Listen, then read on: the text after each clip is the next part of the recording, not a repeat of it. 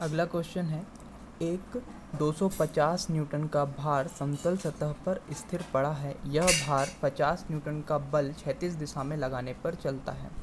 तो घर्षण गुणांक का मान, परिणामी प्रतिक्रिया का मान एवं दिशा ज्ञात करना है हमें। तो इसको कैसे सॉल्व करेंगे, देखिए इसमें ये बॉक्स है जिसका भार दिया हुआ है। इस बार हमें द्रव्यमान नहीं, सीधे भार दिया हुआ है 250 न्यूटन, और इसे चलाने के लिए हमें 50 न्यूटन के बल की आवश्यकता पड़ी। तो हम जानते हैं कि फॉर्मूला क्या होता है, F is equal to mu into are.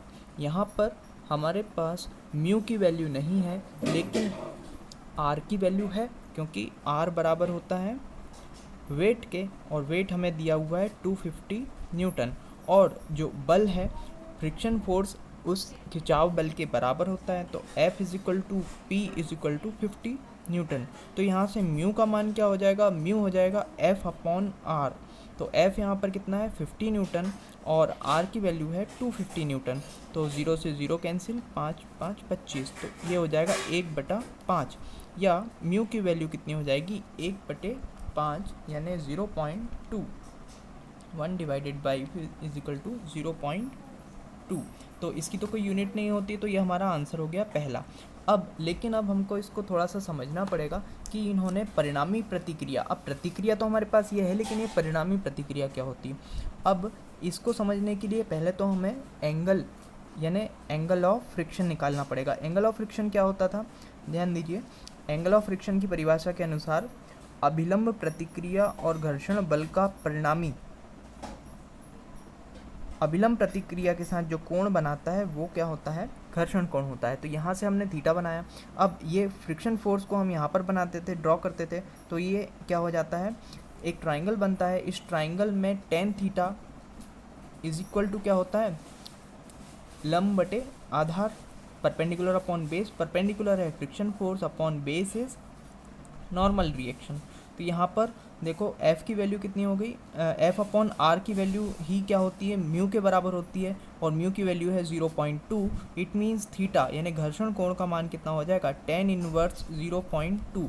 अब यहाँ पर tan इनवर्स 0.2 की वैल्यू हम निकालेंगे कैलकुलेटर से। तो शिफ्ट tan इनवर्स बन जाता है, और 0.2 इसकी वैल्यू हो गई 11.3, यानी थीटा का मान हो गया 11.3 डिग्री।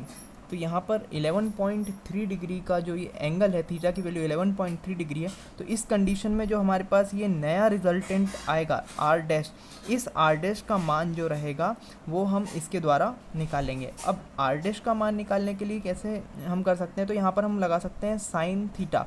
साइन थीटा के बारे में आप जानते हैं, साइन थीटा कितना होता है,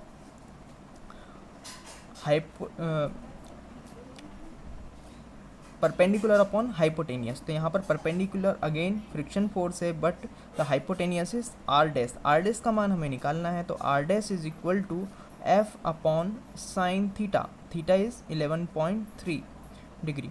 तो यहाँ पर एफ की वैल्यू कितनी थी, F is 50 newton upon sine 11.3, AC sine 11.3 is equal to 0.195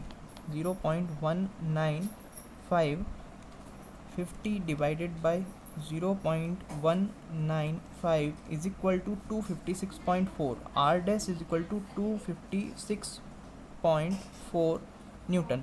तो ये जो अभिलंब प्रतिक्रिया का परिमाण है, पहले हमने दिशा निकाली अभिलंब प्रतिक्रिया की, वो कितनी आई 11.3 डिग्री। मतलब ये जो एंगल है ये कितना होगा 11.3 डिग्री, और प्रतिक्रिया की दिशा इधर होगी। और जो नई प्रतिक्रिया है उसका जो मान है वो हम साइन थीटा से इस ट्राइंगल में निकाल सकते हैं। तो इस प्रकार से आर डैश की वैल्यू जो आ गई, नई अभिलंब प्रतिक्रिया का परिमाण जो है वो कितना हो गया 256.4 न्यूटन। तो यहाँ पर ये न्यूमेरिकल इस प्रकार से कंप्लीट होता है।